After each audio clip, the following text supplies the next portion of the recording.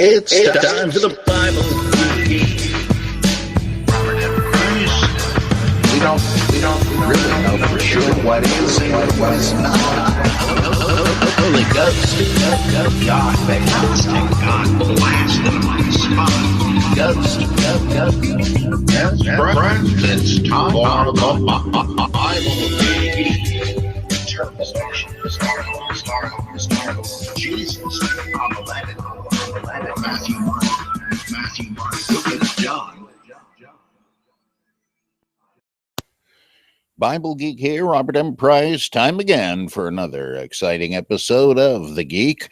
I did one just yesterday, but since I hadn't done one in a week, I figure I might as well keep the hot streak going. And let's see, here's one from Lachlan Cristante, Vampire Predator. She says, I was hoping to contact renowned Harvard symbologist Robert Langdon about this one, but hopefully you can channel his best-selling spirit for an art history question. I'm used to the archetypal Renaissance Jesus. Orthodox Jesus and medieval Jesus are a bit stranger, but still recognizably Jesus. But Jehovah's Witness Jesus is, well, weird. It's not the shorter hair, which may or may not be justified by Paul's commentary in 1 Corinthians 11:14, as shoulder-length hair isn't long, quote-unquote, compared to waist-length or ankle-length hair, and hair length is a function of testosterone-estrogen balance, which makes the guy right, but I digress. Oh, that's interesting, didn't know that. What weirds me out is the hairstyle with its right-handed part. Usually, artists depict Jesus with no part, or in Greek Orthodox Jesus, his hair has great body and is parted down the middle. Maybe it's the face they usually use. Not stern, serene, or otherworldly, or even saintly, but the face of the guy that works in the next cubicle over in the office that everyone likes and brings donuts on Fridays. I know why did they make Jesus look that way is a bit far afield compared to your usual questions, but you seem to have an extensive knowledge of modern Christian denominations and of the Jehovah's Witnesses. Well, actually, I didn't even know this. I don't know that I've ever seen a Jehovah's Witness depiction of Jesus this way, but that's just an index of the lack of direct familiarity I have with them. I have seen some Watchtower issues and Awake, never noticed that. I'm guessing they're trying to do like, what's his name? Richard Hook, I think, did with the Tyndale House pictures of Jesus that make him look kind of like a football player. Though there is one, the most famous Hook one that I like a lot. It looks really good. But in this one, in this case, I just have to think they're trying to make Jesus relatable, but there is an interesting possibility that the witnesses have a lower Christology, which is no criticism, by the way. To use that word, I don't mean it as pejorative, but they don't believe in the full deity or divinity of Christ, right? They're Arians. And that's unfortunately needful of disambiguation, too. Of course, it doesn't mean Aryan like Hitler's Aryans or the real Aryans like the Indians and Persians and so forth, but named for Arius, A-R-I-U-S, who argued that though Jesus was the fleshly incarnation, excuse the redundancy, of the Logos, the Word was analogous to an archangel and was the highest creation of God. And through the Logos, God created everything else. And a respectable view, in my opinion, from a biblical standpoint. But it may be that they're trying to distinguish their understanding of Jesus from the usual one by this artistic gimmick, which, if so, is pretty clever. But that's all I can really think of, making them contemporary and possibly making them less godlike. Don't know, though. If anybody else does, please let us know. I'd love to hear. This is from Jim K. Says atheist versus Christian debates are interesting, but at some point, after watching or listening to a bunch, you realize they basically are each reading from a known playbook, the talking points, right? But what are more interesting sometimes are Christian versus Christian debates. You know, I hadn't really thought of that, but I think you're probably right. I think, at least to me, that would be much more interesting. Anyway, case in point, there are many Christians today who support King James onlyism. Recently, James White debated Stephen Anderson in his office about this topic. James White, as you know, I don't. James White. Yes, right. Sorry, I thought you meant the other guy. James White, as you know, is a conservative Christian scholar who was a Reformed Calvinist and probably the smartest Christian I know of, in my opinion. Stephen Anderson is a Baptist pastor who is famous on YouTube for yelling things like, "I wish God would kill Caitlyn Jenner." Oh my God. But he's also not a dumb guy, and in his defense, he tries to back up his beliefs with scripture. He makes a compelling case for his beliefs, even if quite distasteful to most versions of Christianity. Now to the point. By the way, I heard somebody tell me if this is right or not, that Caitlyn Jenner is a Republican and is against gay marriage. If that is the case, then I bet you there's going to be some people from very different standpoints saying, "I wish God would kill Caitlyn Jenner." Of course, not me, though, right? She's fine with me. I'm fine with her, whatever, though. Now to the point. I was watching their discussion on YouTube entitled Dr. James White versus Pastor Stephen L. Anderson, Full King James Only Debate. And toward the end of the video, James White said something I've never heard before, namely that there are two hells, and the difference in the Greek Hades and the Hebrew Gehenna actually represent two different physical hells. Lazarus and the rich man, Luke 16:19 through 31, were in Hades, which apparently has two chambers. One is some sort of viewing chamber, apparently. After the, quote, final judgment, people are moved from Hades to Gehenna. So in James White's terminology, hell equals Gehenna, and Hades is sort of the equivalent to purgatory for sinners where they are waiting to go to Gehenna. And by the way, that would make it equivalent to what most Christians think of as Sheol, the nether world of the dead in the Old Testament, which, however, is not thought of as a place of torment, right? Okay, James White says in the discussion, quote, "There's nobody in hell. The New Testament original language makes a distinction that the King James does not. Everyone who's in Hades will eventually end up in hell." So my end of quote. So my question to you is, have you heard of this distinction in either scholarly or theological circles? Apparently it comes from both the fact that there are different words used in Greek, but also the fact that the stories accompanying the words seem to describe different places. Interested to hear your thoughts, because this concept was complete news to me, and I've been in and around Christianity for 40 years. Well, Jim, I can easily. I think I have heard this said, not recently, but it certainly draws a distinction drawn pretty explicitly in the Bible, in the book of Revelation, right? It says that at one point, death and Hades were cast into the lake of fire. Well, it's certainly reasonable to take Hades as meaning the nether world. In I think in the Gospels, in Matthew and Luke, Jesus says, "You, Capernaum, will you be exalted to heaven? No, you will be brought down to Hades." That's interesting. Whereas Jesus elsewhere refers to, like, don't hesitate to chop off your hand, your foot, your eye if they cause you to sin. Better to enter into eternal life with a few handicaps than to be thrown healthy and sound into the Gehenna of fire.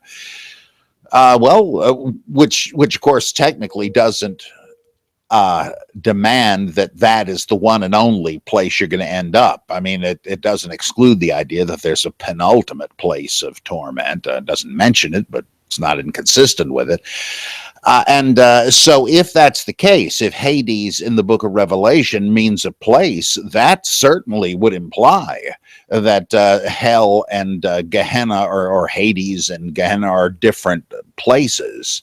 So, I mean, it wouldn't have to mean that, because Hades may be intended as a person, the lord of the nether world, whatever you conceive it to be, because it would just be the Greek god Hades, the brother of Poseidon and Zeus, who was in charge of the underworld. But even there, if it is the character Hades, then that implies there is a nether world now. But it's not the ultimate hell. Robert E. Howard wrote a poem called "The Hells Beneath the Hells," and it seems to me that that's certainly a viable reading of the New Testament. And if you don't say something like that, then it's a little hard to understand what the revelation means in that passage. Now, it's a little surprising to me that if James White, for whom I also have a great deal of respect, it's a little surprising if he were to base his distinction on that passage taken literally, because as a Calvinist, he no doubt does not take the 1,000-year Reich of Jesus from Revelation literally. But then again, from what you say, that probably is not the basis for his view. But on that basis, I would think, yeah, I mean, at least on that basis, yeah, I'd say so, that there's a distinction to be drawn there on the eschatological map of the New Testament. Thanks, Jim. Let's see. Lachlan, the vampire predator again.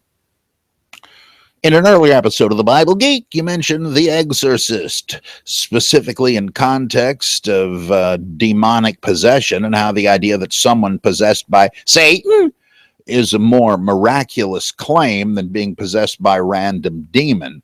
And in the case of The Exorcist, that demon is Pazuzu. While you mentioned the book and not the movie, I did want to point out something in the movie that you might not have considered. And by the way, I believe that passage is not in the movie. I had to look it up in the book. I was thinking, where the heck is it? And searching through a tape, and finally found it in the book. While you mentioned the book and not the movie, I did want to point out something in the movie that you might not have considered. Since you didn't mention the criterion of embarrassment in The Incredible Shrinking Son of Man, I didn't? Oh, well, guess not. I'm not sure it will hold much water here with you, but Father Karras in The Exorcist kills himself, while one could argue that it was true martyrdom in the service of the Lord's work. It looks like a suicide, and suicide automatically involves a condition of mortal sin without a chance of confession, attrition, or forgiveness. More importantly, it's not a normal part of the Latin rite of exorcism, if I understand correctly. What it appears to be to me is that Pazuzu is playing with the two exorcists, pretending to be affected by their rites, but really outside of the Christian mythos. When Karras realizes this, he commands Pazuzu within the rules that Pazuzu plays by. You must injure the original host, or maybe it's optional, and demand to become the new host. During the adjustment period, you can react with enough free will to annihilate yourself. Yes, of course, I do see the parallel to the swine, right? The Gadarene demoniac. And you could argue that demons cannot be banished, only transplanted and killed. Still, I think the movie is better as a story if Karras, who is a modern, fairly secular Catholic who doesn't take the supernatural element too seriously, realizes there is a magical side to reality, and then realizes he had it wrong. It's that interesting twist that drew me to biblical criticism and even theology. Instead of accepting or rejecting the Word of God at face value, I can examine it as a product of an alien culture and ponder the various meanings others have attributed or derived from the text and how that has changed over the centuries. May the winds of Pazuzu always blow kindly upon you. Thanks. Yeah, I wonder if I haven't seen the movie in years. Once Karras is possessed, is it clear that he's voluntarily jumping, or is it possible that the demon is doing away with him? I realize raises more questions, like if Pazuzu was just tormenting him and then killed him. Why did he do that if he wanted to be in excuse me, it was just a demon there. If he wanted to be in possession of Reagan. I don't know, but it, of course, would be a sort of secular, Christ-like dying to save somebody, so you're probably right. But I think you're also probably right in that, like John Constantine says to Chaz, sometimes it's not the way it is in the book. And which I thought was a great, I mean, that kind of lends more of a sense of realism to the supernatural. If you say, well, now we're not just saying the stuff in the storybook is true, or like Stephen King does with vampires in Salem's Lot, or with the End Times in The Stand. Right, great books, I think. But I think what you say is a true insight, and you can expand it into other areas of popular culture that are the natural medium for the continued evolution of these old myths. They live on as myths, percolating as they once did, like in the Justice League miniseries Paradise Lost, written, I think, by Mark Waid, where the Justice League comes to the aid of Zariel the angel to fight against a rebellious host among the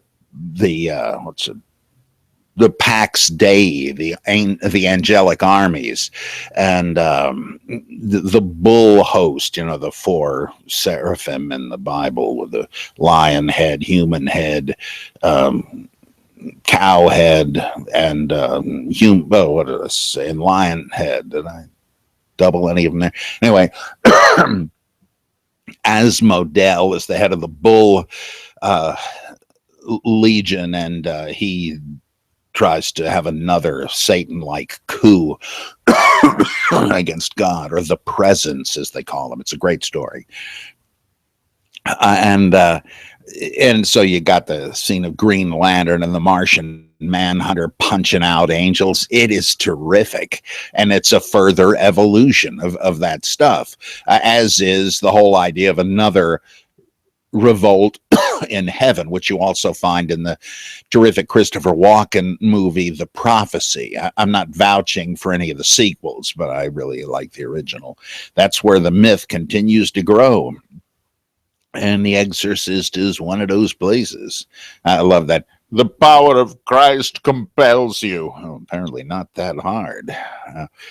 Okay.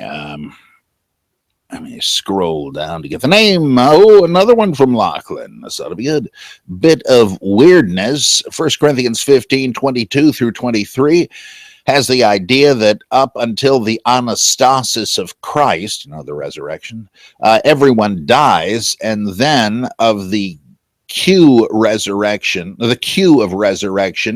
being first Jesus, then everyone who belongs to him.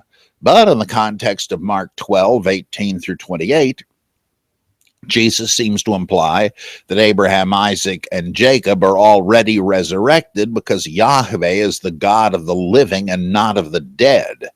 Given the phrase, "you greatly err," I have to wonder if this is directed specifically at Paul. That's interesting. Wonder what David Oliver Smith would have to say about that, because, of course, he thinks that the Gospels use the epistles. That might be a good example. I also have to wonder if the Matthean redactor thought it was weird, because in Mark 12:28, one of the scribes perceives that Jesus has answered the question well, but in Matthew 22:33, the crowd is astonished. Easy enough to harmonize that one guy thought it was a good answer, and everyone else was shocked to hear that Abraham, Isaac, and Jacob weren't dead. Perhaps I'm taking the Bible too literally.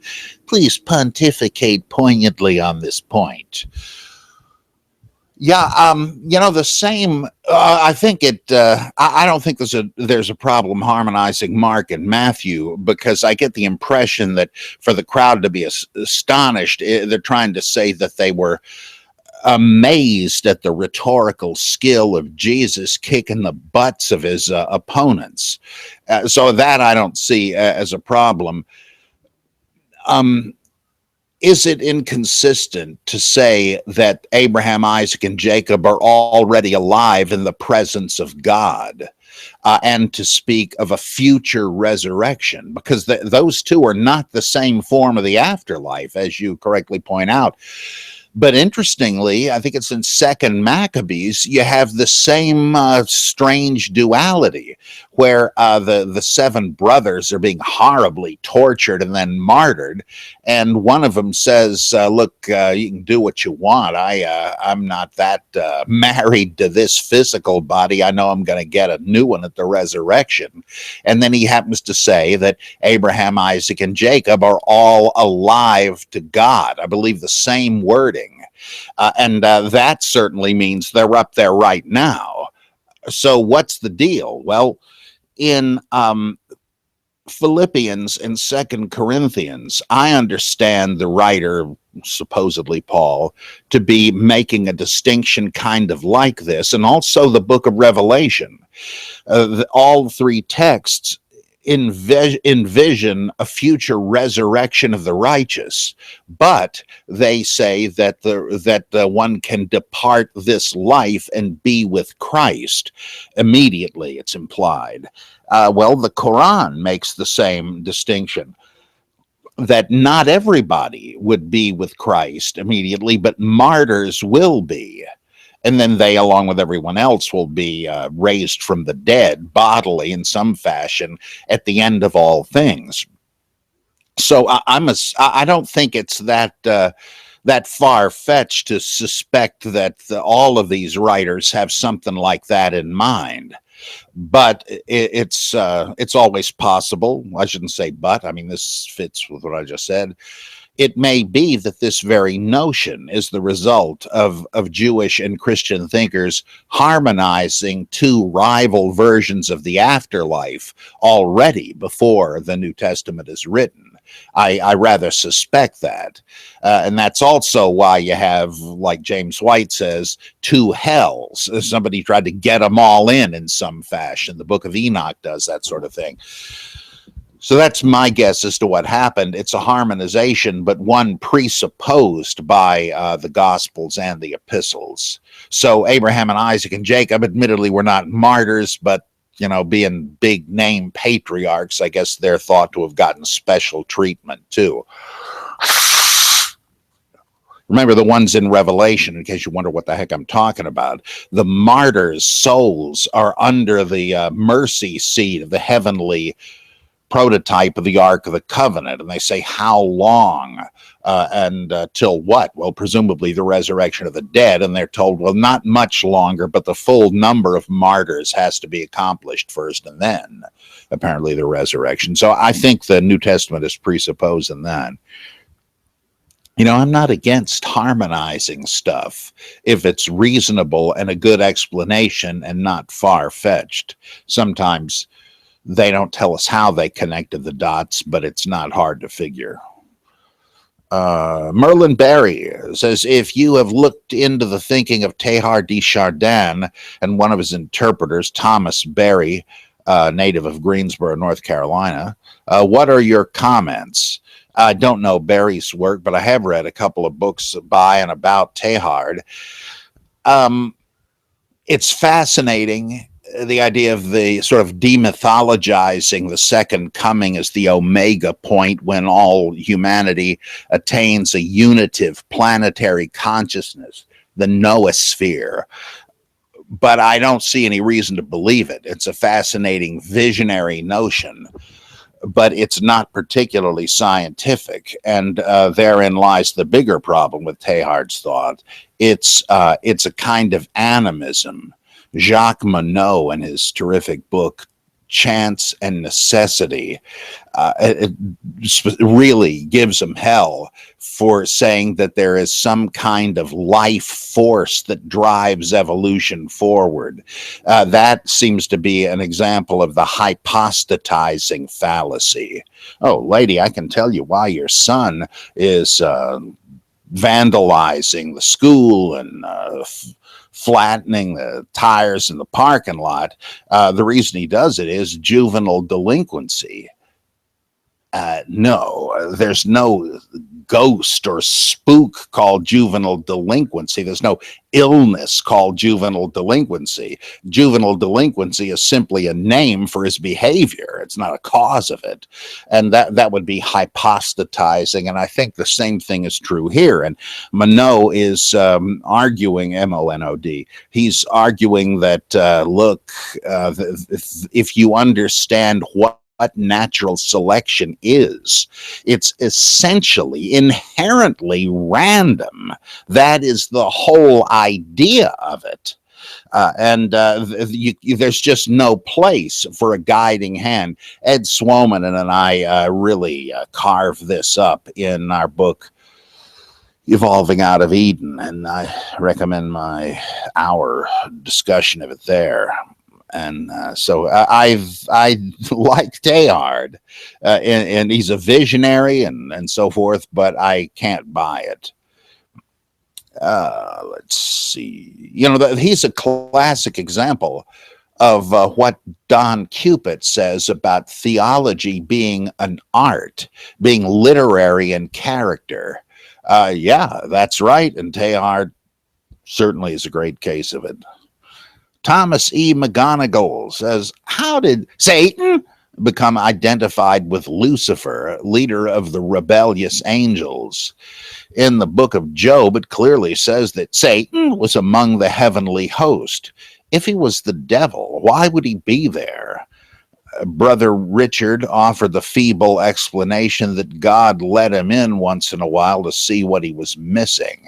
It was answers like this in high school religion class that helped me along the way to becoming an atheist. I think that the idea of the fall of Satan is a combination of a couple of bits of Jewish mythology / theology. There was already a Satan, an adversary. It's a title. It's like the Messiah. It's not a name, it's a title. Though in Paul's epistles, it has eventually become a title. I'm sorry, a name. Mr. Christ. I think the same thing has happened here. The Satan, the adversary, he was the adversary of sinners, not of God. And his job seems to be to weigh the hearts of men to see who is really faithful to God and who is only pretending to be. He doesn't really care about overt sinners. I mean, it's pretty clear there. But suppose that there are people trying to make a fool of God, pretending to be pious, just for the fringe benefits. Oh, God will reward the righteous. Well, then, by all means, let's pretend to be righteous, right? And now, of course, I know this sounds absurd because you think, God looketh upon the heart. Wouldn't he know? Well, not necessarily. I mean, there's a lot of mythology, the way God is depicted in the Old Testament. And though there are occasional glimpses of a more abstract, transcendent notion, you still, you find them mired in the mythology. So God doesn't know. And so what the adversary does is to say, and you might want to take a second look at this Job character. It looks phony to me. And he says, no, Job is the real deal. He says, yeah, well, you want to find out? Let's test him and see if he continues to be faithful. Okay, you're on. And you know what happens. And Job comes through with shining colors, apparently. In the book of Zechariah, same thing. There's a vision where the candidate for the high priesthood, a man named Joshua, not the one in the book of Joshua, the Satan appears in this vision, standing on one side of him, the accuser in the courtroom, and the angel of Yahweh is his defense attorney standing to his other side, and they're before God, and the Satan is accusing him, and God then says, well, actually, you're right, but I'm going to give him a break and purify him. Same thing happened to Isaiah, you know, what's the big deal? And he wasn't flawless, but he will be now. And so, again, he's concerned that God not make a mistake. Or King David, right? He's... In fact, it just flat out says in what is it, 2 Kings, I think it is, that that Yahweh put it into David's mind to conduct a census of Israel. Apparently, the point being, if he did, that would indicate that he didn't trust God for his victory. You know, some trust in horses, some in chariots, but we will remember the name of the Lord our God. Let's see if he's where his heart really is, and he flunks the test, right, and so forth. But in First Chronicles, they retell the story and say it was Satan who whispered it into Dave's ear. Is this an outrageous redactional change?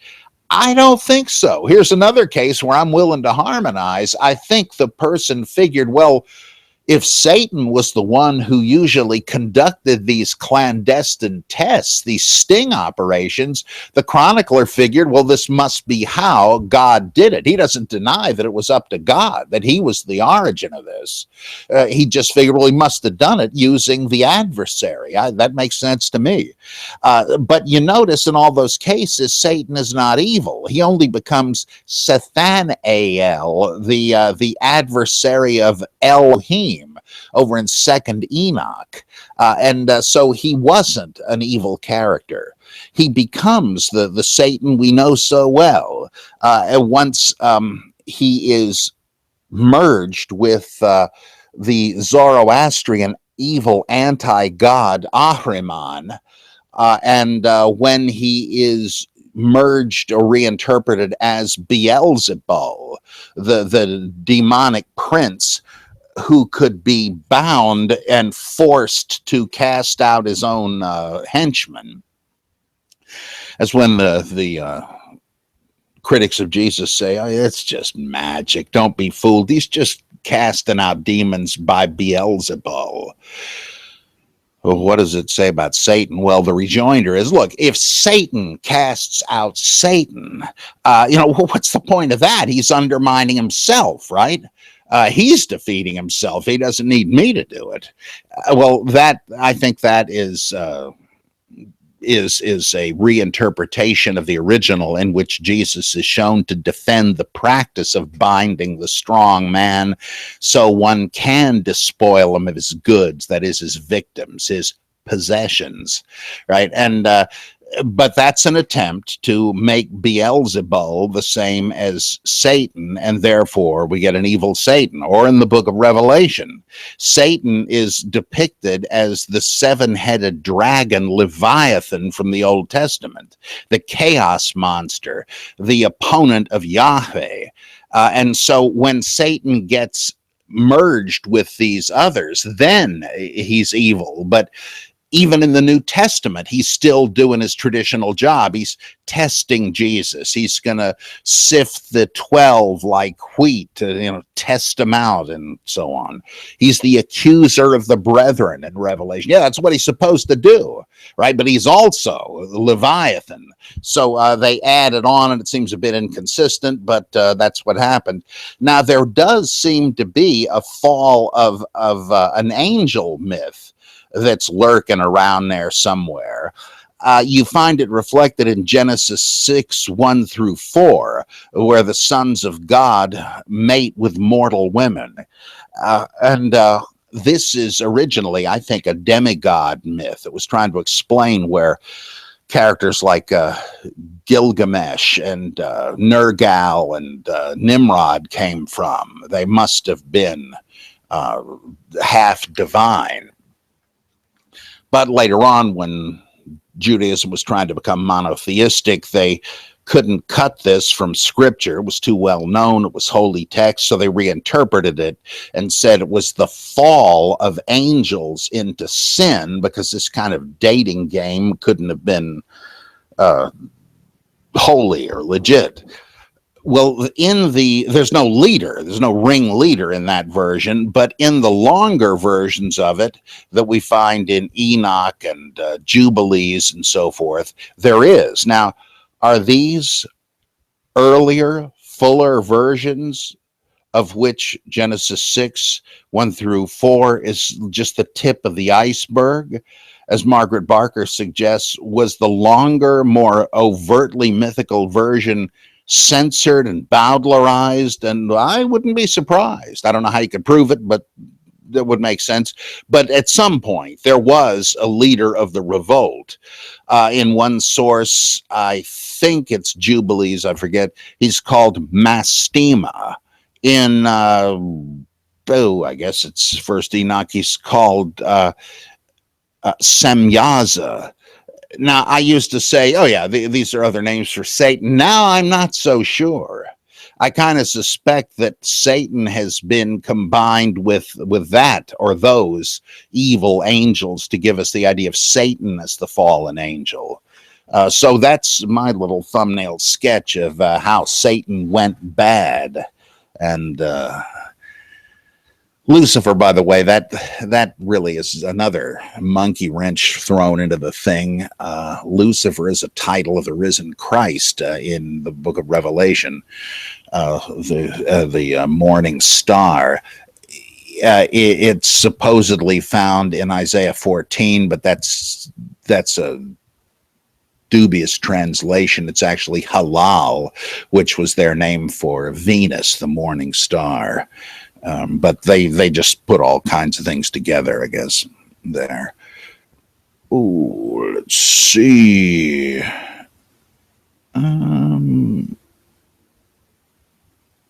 Okay, Chad, and this is going to be the last one for today. I consider myself a recovering Christian, not to be confused with born again. I was awakened to the incredibly strong spiritual beliefs of our ancient ancestors, and also to the forceful implementation of Western Catholicism/Christianity by the Romans, and the intentional deception contained within by way of parables and allegories. I've since began diligently studying the allegories and the beliefs of both our Eastern ancestors and the beliefs of my European ancestors, referred to by the Romans as heathen. After studying many sources and beginning with the Sumerian tablets, it becomes clear that all of the world's religions center around two earthly gods, Enki and Enlil, and also a goddess, Ishtar. The names change by region, by tribe, and by generation. The name or sex of the almighty creator of all is not known, but is falsely portrayed as being the God of the Bible. Most Jews write God as G-D because of that unknown. I don't think that's why. I believe they just don't want to write the name God with all three letters, because the paper is likely to be destroyed or the board is going to be erased, and they don't want the name of God to perish. So G-D just says, well, you know who I mean. Anyway, it's become clear that our ancestors had a very deep understanding of the gods, goddesses, G-D, creation, death, the heavens, our soul, and what it took for us to ascend, for the soul to ascend into the heavens or to become saved. It's also clear that the Council of Nicaea was far from unanimous in its decision to authorize Christianity. It's also clear that Rome was not privy to the deeper secrets, but instead stole it, allegorized it, and used it for nefarious purposes of control and wealth. Of course, the Council of Nicaea did not have to do with legitimating Christianity or declaring it the state religion of the Roman Empire. It was Constantine, who lived at that time, who did make Christianity legitimate and legal, but it was Theodosius later who made it the official religion. And I don't think the Council of Nicaea had to do with that. It sort of presupposed the legitimacy Constantine had declared and was zeroing in on a point of theology. Was the Son of the same nature or only of like nature with the Father?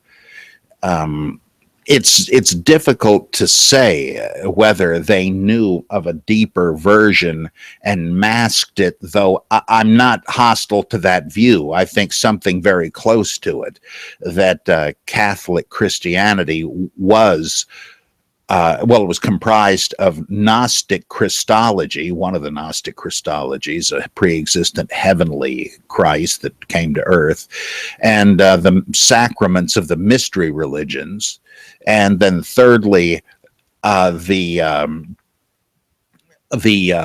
hero cult attached to Hercules and others who were demigods and the like.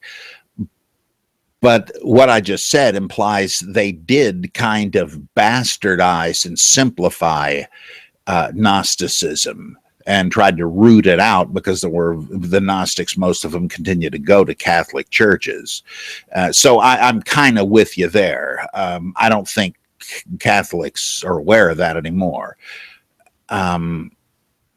It's obvious to me that the spiritual beliefs of our ancestors were so incredibly strong that the need for a Messiah was not felt. And according to some Jews, it's nothing more than a forced Western belief of what is a false Messiah. It's also clear that Christmas and Easter have roots as being pagan holidays long before Christianity, true, and also pagan beliefs and rituals having been deceptively inserted into Western Christianity. I think it's pretty clear that Lord's Supper is a Dionysian sacrament, basically, is absorbed.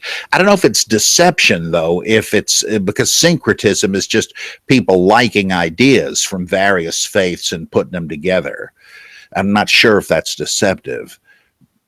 I'm also not sure that there was a single god and or goddess from which the others sprouted. That would be a hard thing to prove.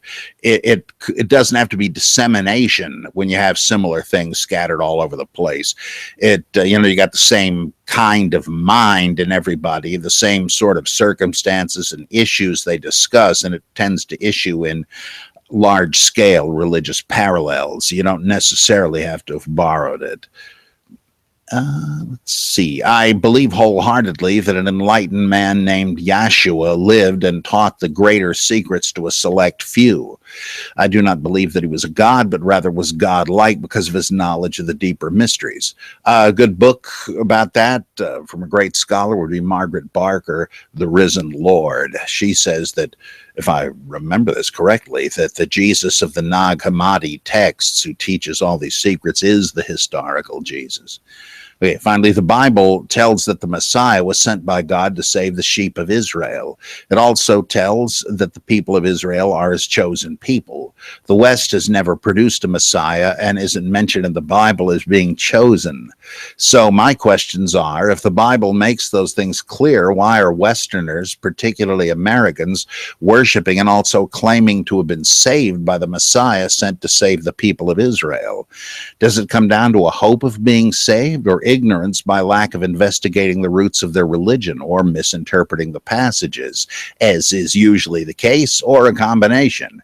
Am I missing something? What say you? Well, Chad, there is, at least in the New Testament, but actually already in Judaism, you find in Isaiah and Micah and other places the idea that God is not just going to save his people Israel and then destroy their enemies. You do find that too, but there you also have the notion that he is going to make Israel the light unto the nations, and that once it becomes clear they were right all along, all the nations will stream into Jerusalem to learn the Torah. I think, like, if you did have a second coming of Christ, everybody would pretty much have to say, okay, I guess those Christians were right. I better get with the program. So they figured, yes, Gentiles will be welcomed and will convert. Well, that certainly comes up as a big thing in early Christianity in the New Testament, where Paul and Stephen and the Hellenists and even Peter all say, well, what do you know? Through Christ, God has decided to demolish the wall that once divided Jews from Gentiles in Christ. Like, if they all become Christians, whether they keep the law as Jewish Christians continue to do, or they don't because they're not Jews, though they are Christians, the Gentiles, they're part of the same family now. And so I think that it's there really is no inconsistency with modern Christians of any stripe who say, yeah, we do go back to the Jewish Messiah, Jesus, who was sent, as it says, in Romans, I think, and also in Matthew and Mark, he was sent first to the Jew and then to the Greek. So there, I don't see a problem. I know there are sort of neo-pagan movements that some bad, like neo-Nazis, some good, like the other neo-pagans, as far as I know, who say, we were sort of gypped of our native traditions by Christian missionaries and Christian governments. Maybe we ought to go back to our own gods.